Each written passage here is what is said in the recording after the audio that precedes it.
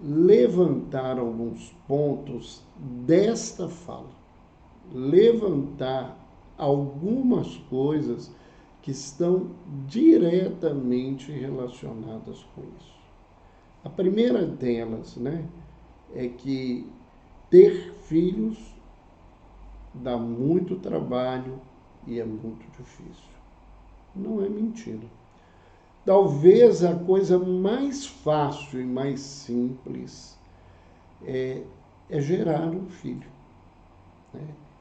É fazer o processo de gestação e nascimento de um filho, que já não é barato, que já não é simples, mas eu diria que dentro da perspectiva do que se levanta, é algo que nós não podemos deixar de considerar. E é mentira essa fala? Não. Ter filhos é muito difícil e é muito trabalhoso. Por que é difícil? Porque envolve algo que a gente, muitas vezes, nos dias de hoje, não se dispõe a modificar. O que é? É a disponibilidade da nossa caminhada, da nossa vida, do nosso trabalho, dos nossos desejos, para ter tempo para cuidar de uma criança.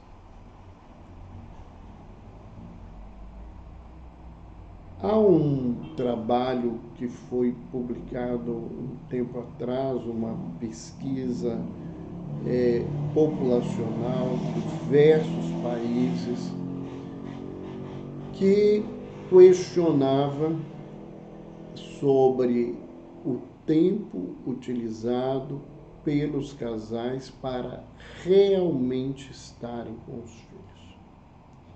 E o resultado dessa pesquisa é algo assustador, porque ele levanta que a média diária de presença real, disponível, voltada para a criança, para o adolescente, é de 30 minutos. Isso é muito fácil, vendo a dinâmica da grande maioria das famílias, que tem que colocar as crianças muito cedo nas creches, nas escolinhas. Esses pais e mães, pela manhã, estão com a criança, tem que correr, tem que fazer todo um processo de organização, está presente, mas sem muita disponibilidade, porque os afazeres exigem esse processo e esse acompanhamento. E, por outro lado, nós não podemos nos esquecer disso, por outro lado, nós vamos ver que durante o dia todo a criança fica na escola e no final da tarde, geralmente quando buscam essa criança, ela já está muito cansada, geralmente dorme no caminho, chega em casa dormindo e volta para a rotina do dia seguinte. Então, pode, muita gente dizer, é muito exagerado ser só meia hora, mas o tempo é bastante curto dessa disponibilidade. E isto dificulta, na verdade, o trabalho de educação e a gestão do relacionamento familiar. Todo esse contexto, ele exige um grande desafio realmente. Vamos mais à frente falar de algumas coisas que mostram essa dificuldade, esse desafio que as pessoas enfrentam nesse contexto, né? Nós vemos, por outro lado, a questão do ônus, né, do preço do processo de educação. E sem desvalorizar a luta e a busca nesse contexto de oferecer recursos capazes de auxiliar o menino no processo de formação, né? Nós não podemos esquecer isso. Nós estamos, na verdade, esquecendo que a coisa mais cara que cada um de nós tem e que a gente nem disponibiliza adequadamente para nós mesmos é o tempo. E muitas crianças, se tivessem a consciência maior sobre a própria vida e relação, eles iam optar por receber menos coisas materiais, menos recursos que ocupam o seu tempo com atividades, para terem realmente a presença, a disponibilidade completa, plena dos pais nesse contexto. Então, é isso que a gente vê o tempo todo, é esse contexto que nós encontramos no dia a dia, na fala desses casais mais novos, que deixam a paternidade e a maternidade como uma opção distante ou afastam completamente pelos seus medos, pelos seus receios, pelas suas dificuldades e pela leitura que se faz do que seja paternidade e maternidade. É certo que os dilemas da vida atual, eles, trazem questões que nós não podemos esquecer, quais sejam a paternidade, e a maternidade responsável. O que a gente é diferente da minha geração, da geração dos meus pais, dos meus avós, com a geração dos meus filhos? É que a criança, ela não era vista no lugar que socialmente ela foi colocada. Então, não ter disponibilidade para elas dentro desse contexto do que nós falávamos agora, não era nenhuma preocupação. Dizer que, por exemplo, um pai, na geração do meu avô, do meu pai, tinha mais tempo para os filhos do que um pai atualmente, é perigoso e pode ser mentiroso nesse processo, nesse contexto. Nós, então, vemos a todo momento e a todo instante, várias situações que são faladas, principalmente pelos mais antigos, de que era mais fácil se criar um filho anteriormente, talvez porque a noção dessa responsabilidade tinha uma outra perspectiva. E a postura, embora distante e às vezes leviana, ou mesmo ausente propositalmente, não era lida socialmente, vista socialmente, como isso é questionado agora.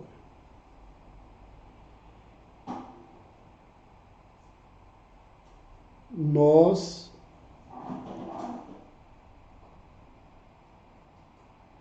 vemos, desculpem, tive um problema com o som, não sei se já voltou.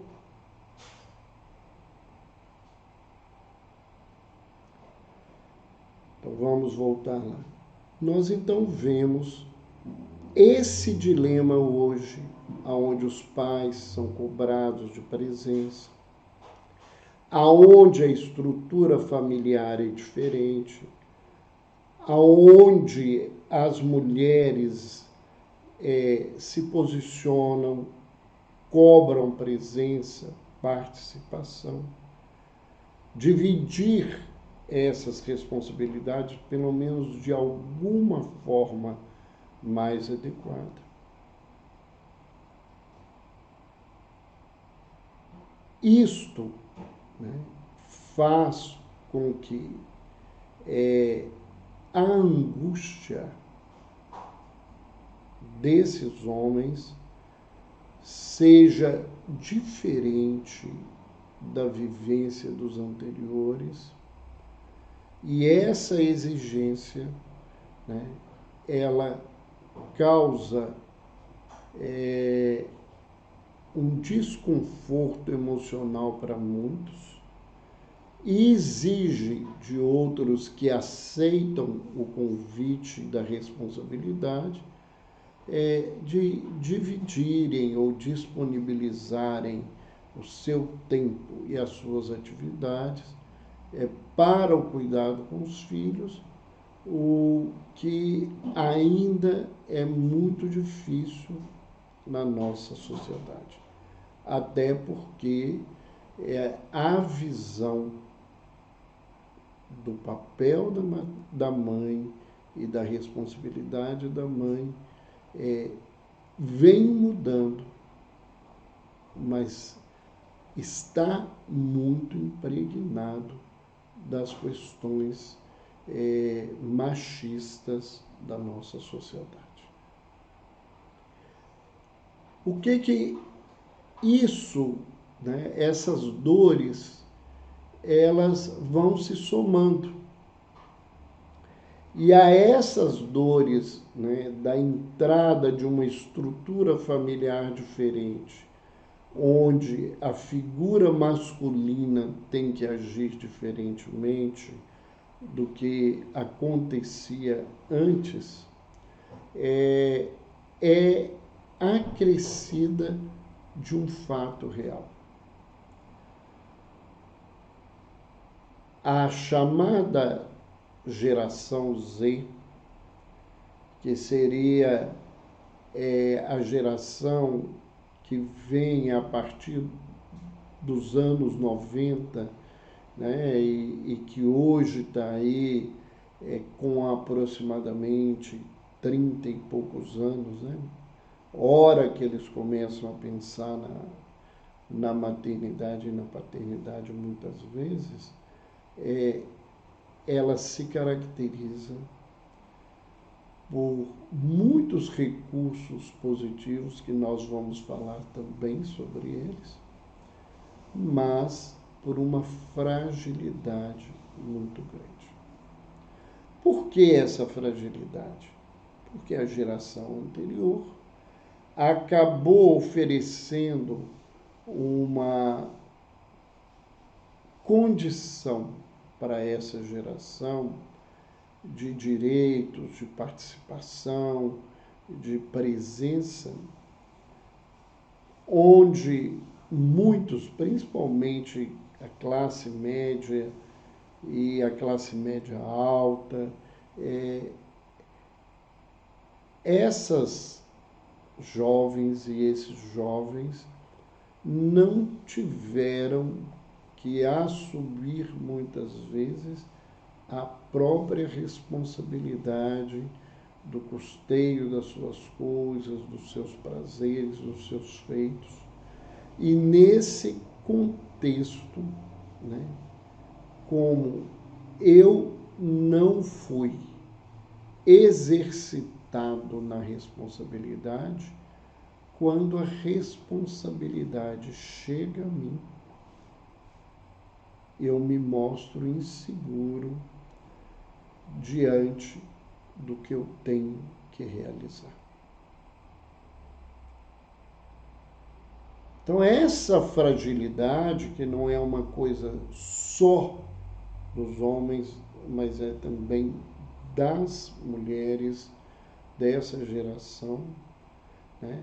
Ela causa, né, todo um tormento, se a gente pode dizer, psíquico, quando se fala de acrescentar uma pessoinha ou mais de uma nessa história para que as coisas aconteçam. E aí, o que a gente vê? É preferível, ou muitas vezes a pessoa só consegue fugir desse contexto, perdendo, né, se a gente pode assim dizer, a oportunidade de experienciar um convívio mais próximo com uma criança, um filho, né, e o crescimento desse filho, que isso tudo traz ao lado dessas dificuldades muitas alegrias, muitas surpresas agradáveis e muitos resultados positivos que nos fazem bem.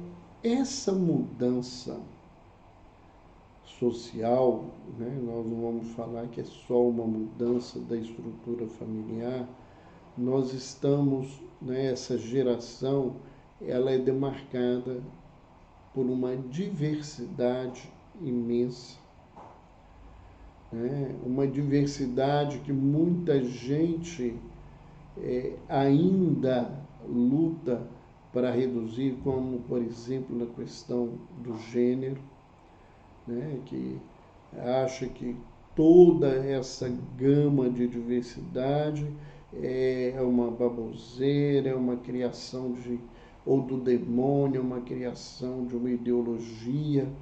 Né? As pessoas não querem ver que essas mudanças fazem parte da mudança da própria vida social, onde aquilo que acontecia, né, e que o indivíduo se escondia no armário, como a expressão fala, já não é possível mais. Então, tudo isso que nós estamos vendo hoje e que causa escândalo em muita gente, não é uma realidade de agora. Ela já existia. O que não existia e que a globalização tem feito é uma transparência de tudo isso, levando a criatura a agir e a lidar de uma maneira diferente com a própria vida. Ela é obrigada. E como esse é um chão novo que se pisa, a insegurança é uma característica natural desse momento. E essa insegurança não passa só pela diversidade. Nós estamos num momento que as relações do trabalho, da possibilidade do indivíduo ter um emprego, da possibilidade do indivíduo ter uma condição estável de trabalho, é desafiadora. Todo o movimento, toda a estrutura social vai levando os indivíduos a viverem problemas muito sérios nesse contexto. Então, as pessoas mais pobres vivem um processo de exploração grande, de ter muito trabalhar, porque há uma insegurança, uma certeza se vai ter dinheiro ou não, né? A classe média age de uma forma intermediária, mas explorativa, disso que muitos estudiosos chamam de uberização social, né? Onde as pessoas trabalham, quem trabalha no aplicativo tem que trabalhar o tempo muito para ganhar uma coisa, porque ele não tem nenhuma segurança social diante desse contexto. E a classe alta é a dona desse processo, né? E não pretende fazer mudanças. Então, toda essa insegurança, ela dificulta para os pais e para as mães. É o que obriga a trabalhar mais, obriga a colocar os meninos na escola cedo e tantas outras situações que não são boas para ninguém.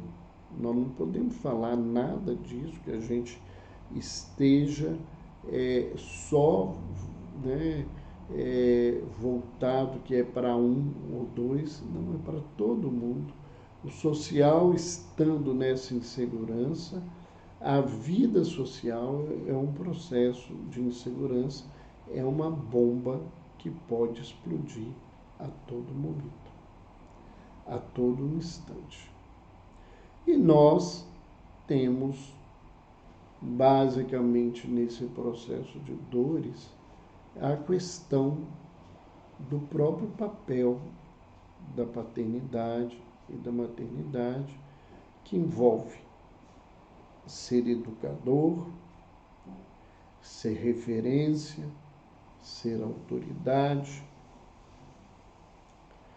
coisas que não são incompatíveis, mas que, na verdade, são dificultadoras para o indivíduo, principalmente porque a grande maioria de nós não recebeu nenhuma formação para ser pai e nós não temos receita de bolo para cuidar dos nossos filhos.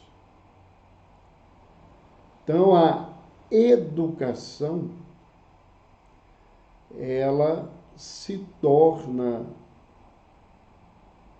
uma dor para os pais. Por quê? Porque a educação, ela exige uma dedicação do educador. Por que exige uma dedicação? Porque a palavra, ela nos traz, né, na sua origem latina, né, de educare, de tirar de dentro da criatura as suas potencialidades, os seus recursos.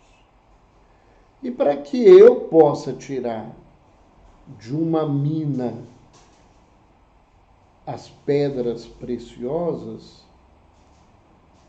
eu tenho que cavar a mina, eu tenho que dar foco na minha escavação, eu tenho que dar a atenção a cada centímetro e milímetro de terra que eu mexo para achar o tesouro. E isso eu não faço com 2 minutos. Isto eu não faço fazendo muitas coisas ao mesmo tempo, porque a vida está me exigindo. Não estou dizendo que todo mundo vai ter que parar, ficar quietinho, mudar o lugar da vida das criaturas. Não, não é isso. O que eu estou trazendo é que para se educar é preciso fazer mais do que tem que sido feito. E não se tem tempo, não é porque se trabalha muito. A gente não tem tempo porque a gente não sabe direcionar o nosso tempo. E muitas vezes, quando a gente deveria disponibilizar esse tempo para as crianças e adolescentes, ouvi-los, entendê-los, auxiliá-los, né, fazê-los crescer, a gente diz que está muito cansado e vai cuidar de si mesmo. E hoje, o cuidar de si mesmo, muitas vezes, é ficar preso a algum tipo de tela, fazendo, na verdade, coisas que aparentemente podem acrescentar, mas que deixam a desejar no papel de pai e mãe.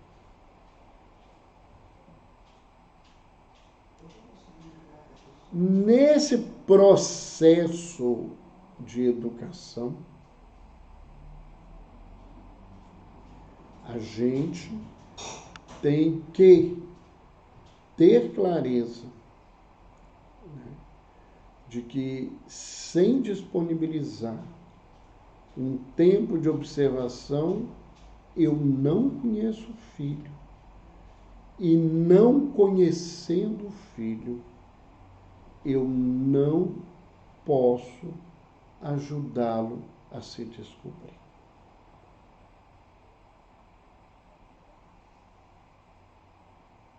Alguns pais já me disseram, mas é por isso que a gente paga uma boa escola. A escola vem para funcionar como uma segunda família. E aí eu pergunto, se a primeira família não está funcionando, como é que eu posso falar em segunda família? Se a primeira família não está dando referencial, limite, recursos de comportamento, recursos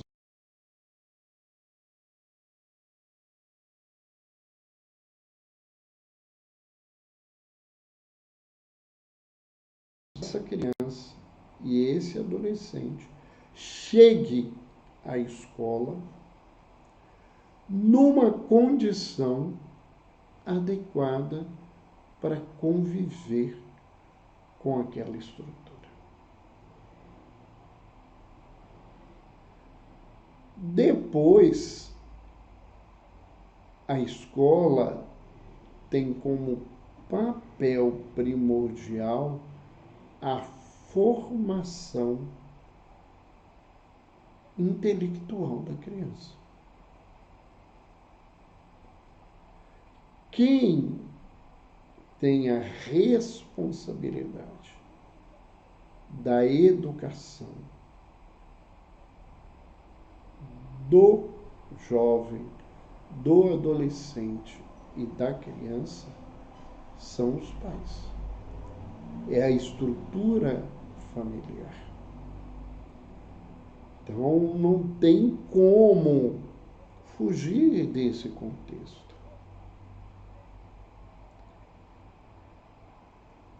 A gente tem outro lugar importante nesse processo, que é o lugar da referência.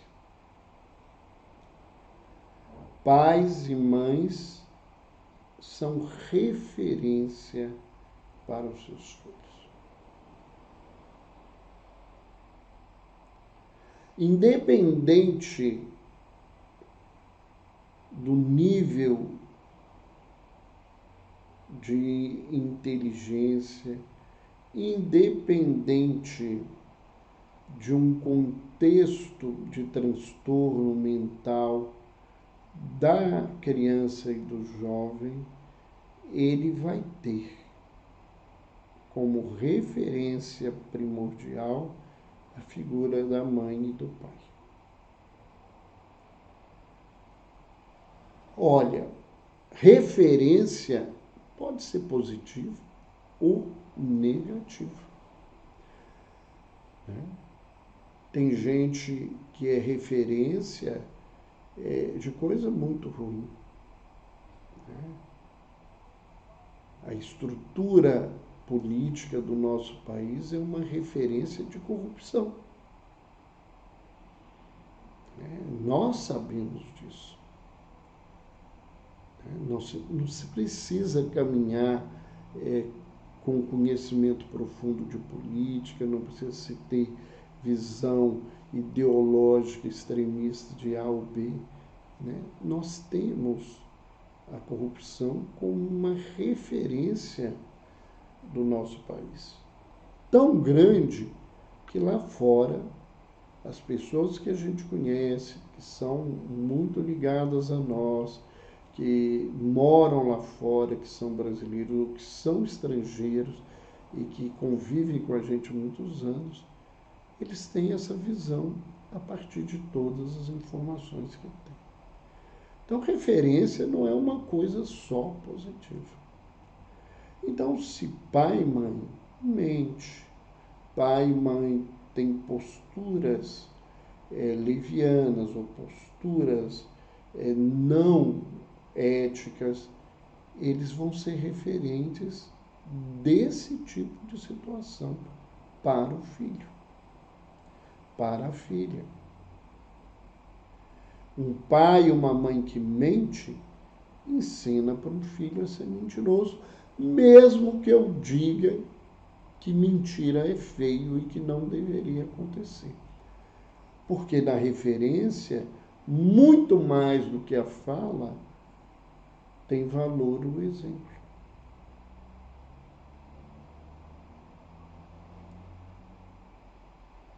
E aí é importante que a pessoa reflita qual tipo de referência ela está sendo, qual tipo de referência que ela gostaria de ser e o que ela precisa para sair da posição que ela está hoje para a posição que ela deseja.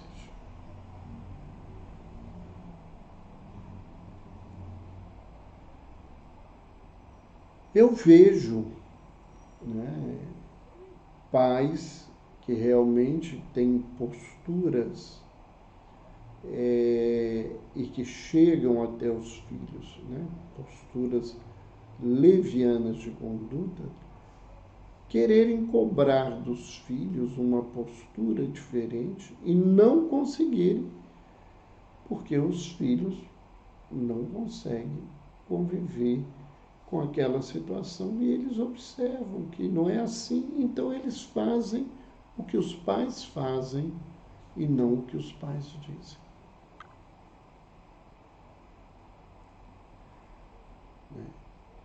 E aí, quando fala de referência, a referência ética e moral para uma criança e um jovem tem que ser a sua casa. Não tem que ser uma escola e não tem que ser uma instituição religiosa. Esses elementos são muito importantes, mas eles não devem ser o referencial real dos filhos e das filhas. E quando eu mando um filho para uma igreja, para um templo, para um centro espírita ou para qualquer outra instituição religiosa e digo que ele tem que se portar dentro daqueles preceitos e eu não faço isso na minha vida, eu certamente vou conviver com resultados diferentes nesse contexto. E nos lembramos, além da questão da educação, da questão da referência, a questão da autoridade. Lembrando que há uma fala que nós devemos questionar. Que os pais antigamente tinham mais autoridade sobre os filhos. Não. Os pais eram mais temidos.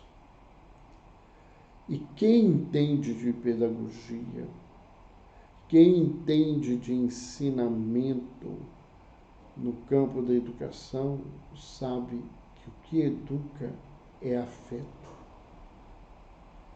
O que educa é a disponibilidade íntima positiva da criatura, o prazer que ela tem de fazer aquilo é que estimula a criança e ao jovem a acompanhá-la nesse processo.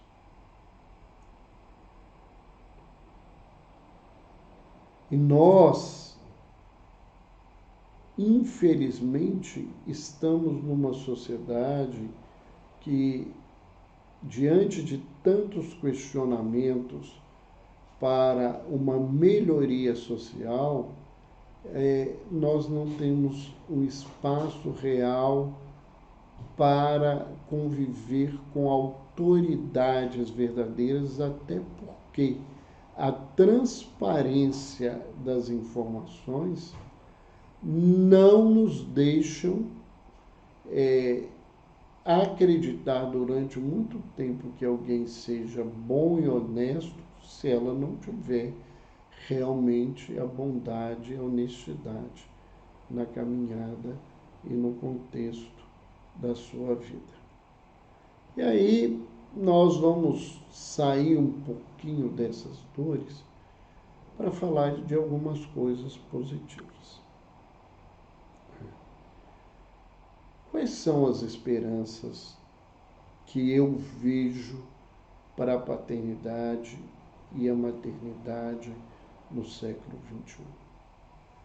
Sinceramente, eu acho que todos esses desafios que os jovens e as jovens, os adultos jovens e as mulheres jovens estão convivendo é algo bastante positivo. Muito positivo. Por quê? Porque ele nos obriga a refletir. Isso tudo nos obriga a mudar de lugar, de posição. Tudo isso nos convoca a um novo momento.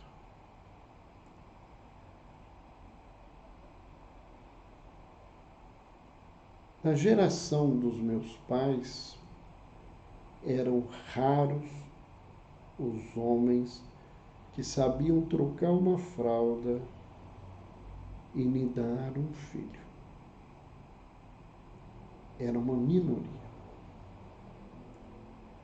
Hoje, um pai de primeira viagem, por mais desafiador que seja, ele está tendo que aprender isso nesse dilema que lhe traz sofrimento da própria sociedade. É muito bonito ver um pai jovem dividindo os cuidados do filho com a mãe.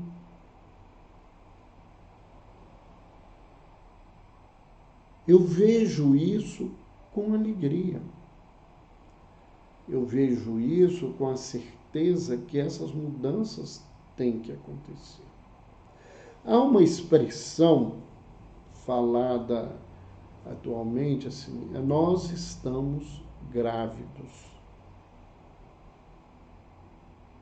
Essa postura, né, dos casais não tem muito tempo. A minha geração em si mesmo, gravidez era feminina. Né? Os pais não se viam nesse lugar, ou a maioria. Hoje, isso já é um movimento diferente. Pais que vão às consultas, que fazem questão de acompanhar os exames de ultrassom, que aprendem a lidar com a criança dentro da barriga da mãe, esse grupo vem aumentando muito nessa jornada. E isso, para mim, é uma esperança de que essa geração e as gerações futuras vão aprender a lidar com isso de uma maneira diferente.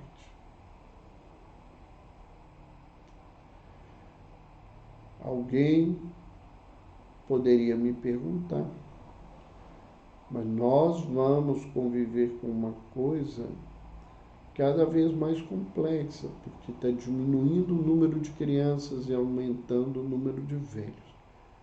Em alguns lugares do mundo. Em outros lugares, isso não está acontecendo. Essas mudanças vão nos cobrar situações diferentes. Hoje, né, a gente pode pensar numa coisa bastante séria, mas para nos mostrar o que a gente tem que pensar. Por exemplo, o pessoal dos grupos extremistas vinculados, né, às comunidades muçulmanas, em determinado momento disseram, né, que iriam invadir a Europa e tomar o poderio da Europa. Tudo isso foi visto como uma questão de estratégia de guerra, de terrorismo. Hoje a gente vai à Europa e vê que esse caminho tem acontecido de uma forma diferente. Há países extremamente incomodados porque o número, né, de imigrantes e o número de filhos de imigrantes que se tornam efetivamente filhos desses países de origem muçulmana vão crescendo. As famílias muçulmanas, ao contrário do que acontece nas famílias brasileiras, por exemplo, em vez de reduzirem o número de filhos, aumentaram o número de filhos. E não vai demorar essas comunidades tomarem a direção da Europa por um outro caminho e um outro viés. O que eu quero dizer com isso em termos de paternidade? Que nós temos que pensar, né, o que representa para nós a ausência, né, de crianças nas famílias, dos nossos filhos, nas nossas famílias, para o nosso futuro. O futuro da família, o meu futuro, o futuro da minha sociedade, o futuro da minha cultura.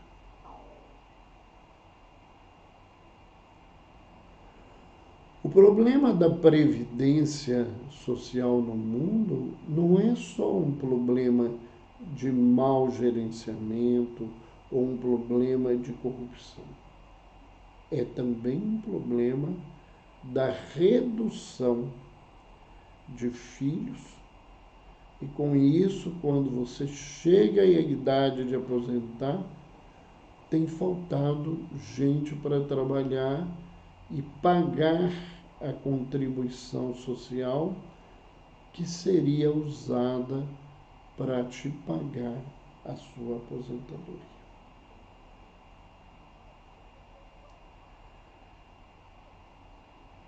Essa reflexão presente, ela traz para a gente uma esperança, porque isso não sou eu que estou descobrindo. A gente escuta isso todos os dias, a gente conversa com jovens que veem essa coisa, e isso é uma esperança para a gente reorganizar o modus operandi do mundo.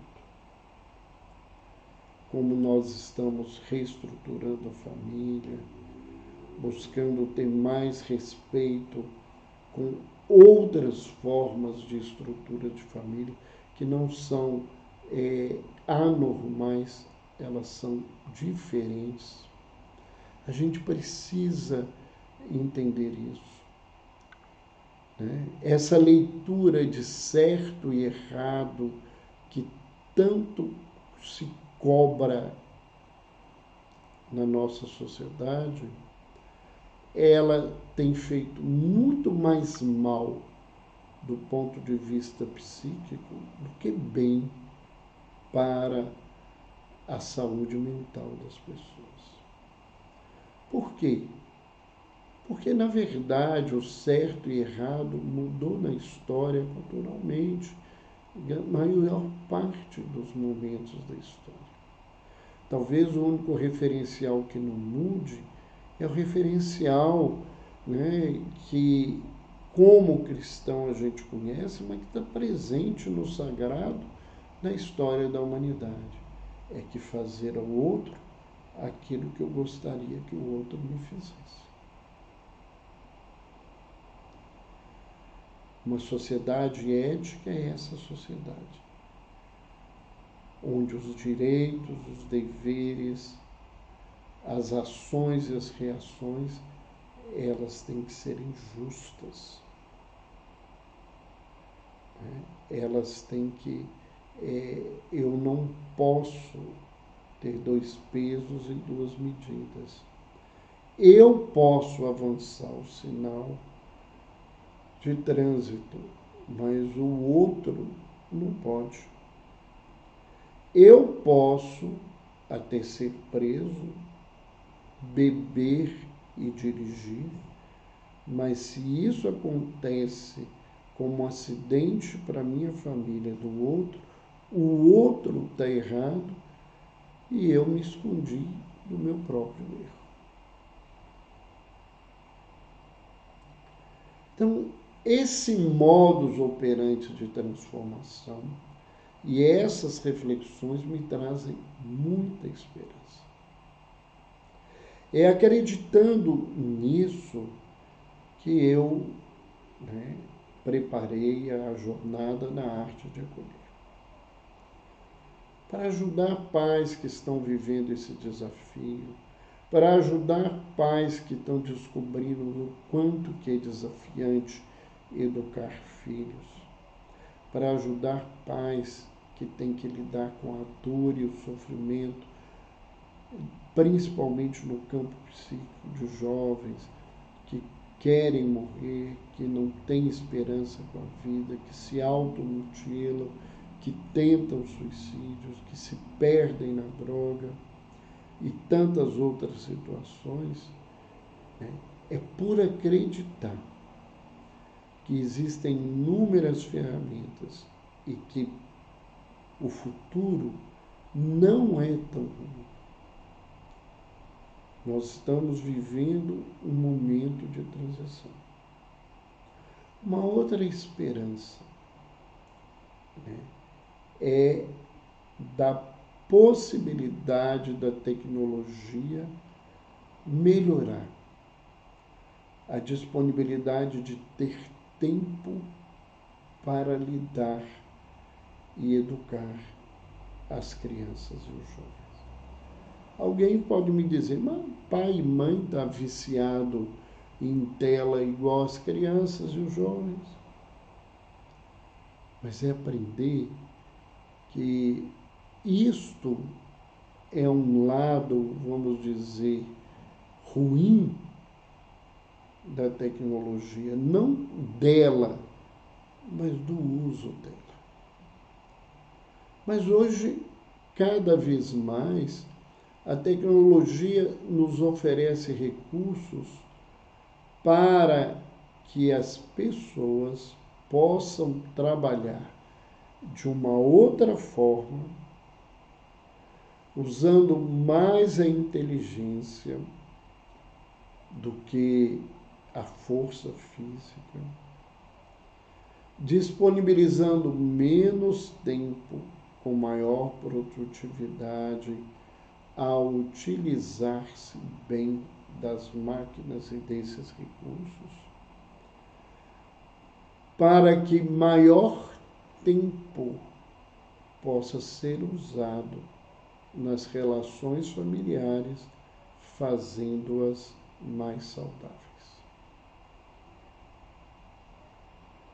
Hoje, a classe média, ela tem inúmeros recursos que reduziram o tempo ocupado dentro do lar.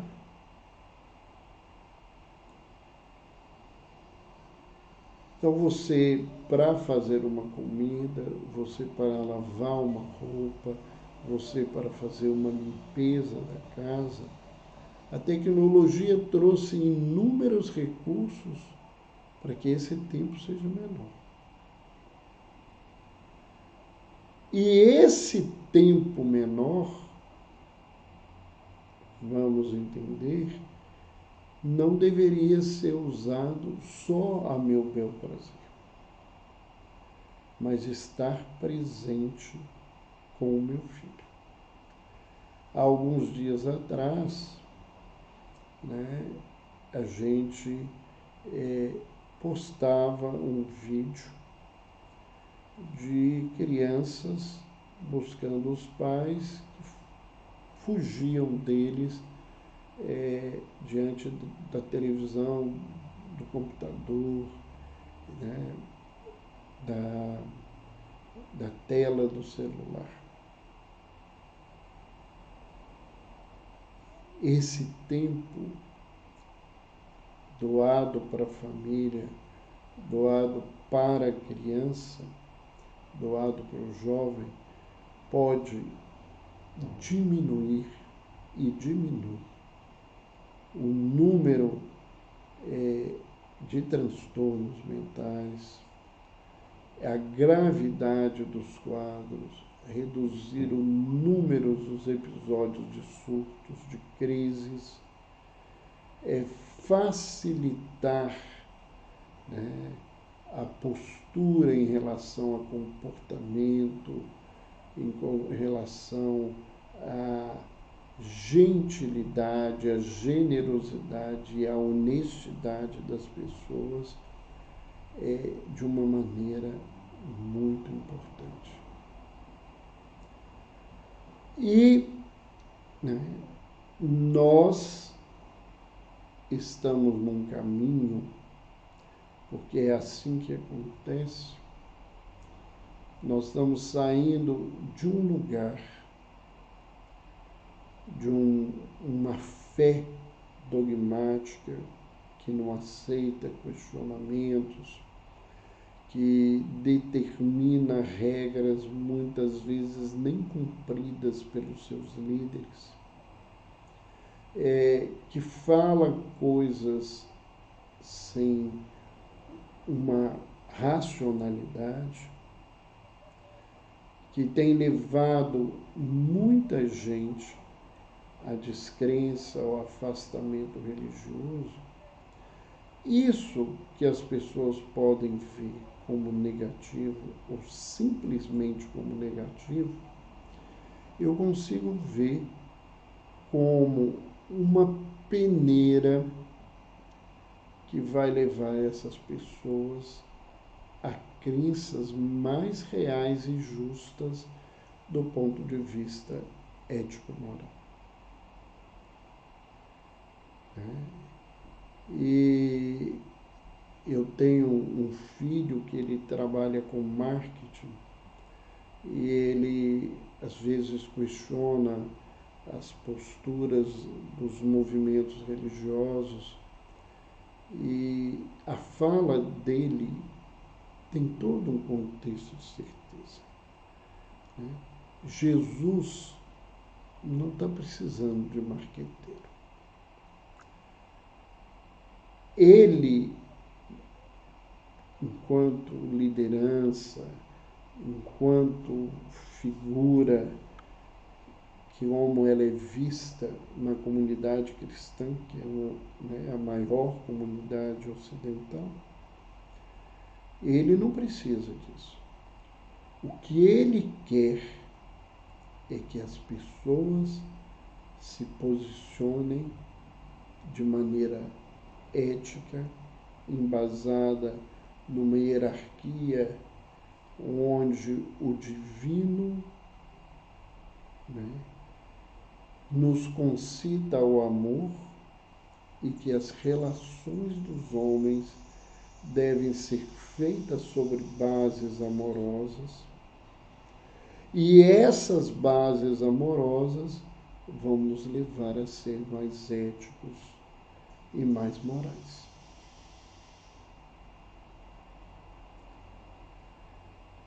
Então, ele não precisa que você diga que você está fazendo um bem em nome dele. Para ele é o suficiente que eu faça o bem para mim, para o outro, dentro da sociedade.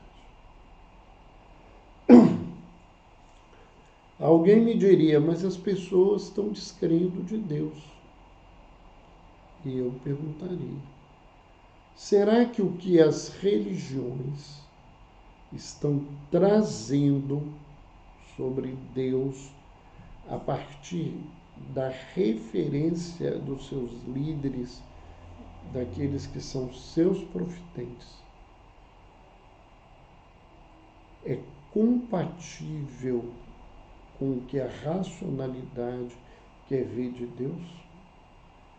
Será que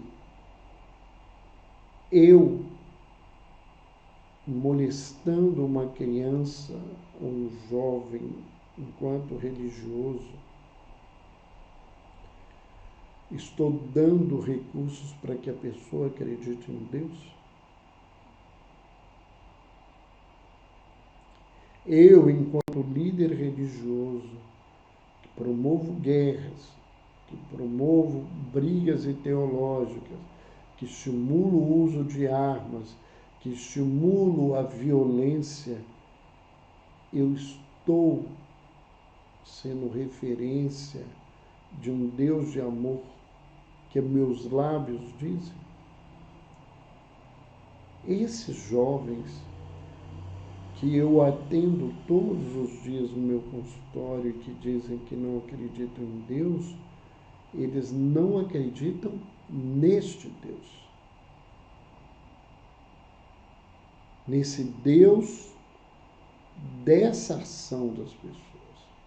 mas eles conseguem ver algo, né, muitas vezes diferente. E os que não conseguem, né, que estão em pleno desespero, em plena falta e sentido de vida, eles estão verdadeiramente doentes. E eles precisam de amparo e cuidado. Porque eles não têm uma referência real dentro deles de um amor absoluto, que seria o amor divino. Então, a gente, enquanto profissional, precisa ser uma referência de afeto, de respeito e dignidade no cuidado e na assistência dessas pessoas. E os pais podem fazer isso.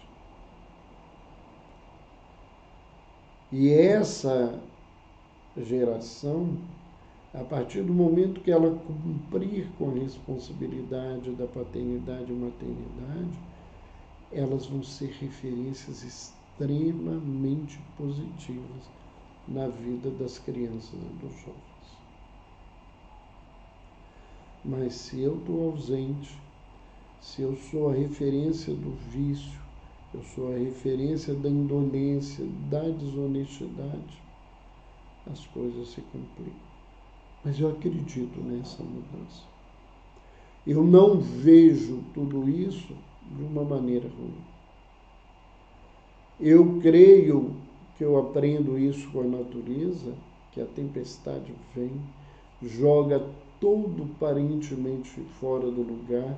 No outro dia parece que não vai se ter chance de ser diferente. E dentro de um pouco, aquele terreno, aquela área que foi totalmente destruída pela tempestade, retoma o seu papel e o seu crescimento. Há todo um processo de esperança. Se você é pai, você é mãe, familiar, educador, e que gostaria de entender mais profundamente tudo isso que nós falamos aqui hoje, eu os convido para participarem da jornada na arte de acolher. Você quer ajudar o seu filho? Você pode ajudar o seu filho. E eu tenho reflexões e vivências que vão te dar ferramentas para você ajudar o seu filho. Informações e inscrições para a nossa jornada no site robertolucio.com.br. Entrem no site, conheçam o meu trabalho e acompanhem todas as orientações, se inscrevam e vão viver uma experiência transformadora. Gostaríamos de lembrar a todos vocês que essa live no Instagram não vai ficar gravada, ela está sendo gravada para o canal do YouTube, em breve será lançada. Quem não conhece o meu canal, né, Dr. Roberto Lúcio, né, o meu canal é de saúde mental e espiritualidade, são muitos e muitos vídeos com lives, palestras, cursos, entrevistas, lives curtas, reflexões. Todas as semanas a gente tem uma novidade. Então se inscrevam, entrem no canal, se inscrevam, né, dão like, façam um comentário, isso é importante para a gente melhorar a nossa atividade. E façam também, né, marquem um sininho para as notificações de todas as semanas. Um abraço para todos vocês, continuem nos seguindo no Instagram, todos os dias nós temos uma mensagem, uma postagem de reflexão sobre os temas de saúde mental. Um beijo no coração e até terça-feira.